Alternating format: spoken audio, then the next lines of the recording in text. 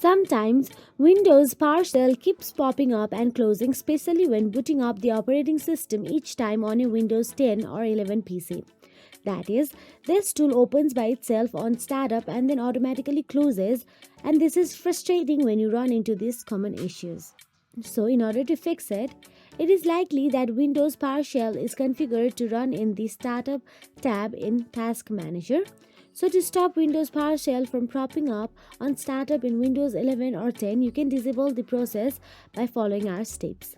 Simultaneously, press the shortcut Ctrl plus Shift plus ESC on the keyboard to open Task Manager.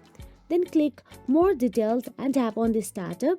In the tab, choose Windows PowerShell and click Disable, or right-click on PowerShell and select Disable. Close Task Manager and restart the PC to see if Windows PowerShell keeps popping up and closing. So that is it. If you found this video helpful, please like, share and subscribe, and thank you so much for watching.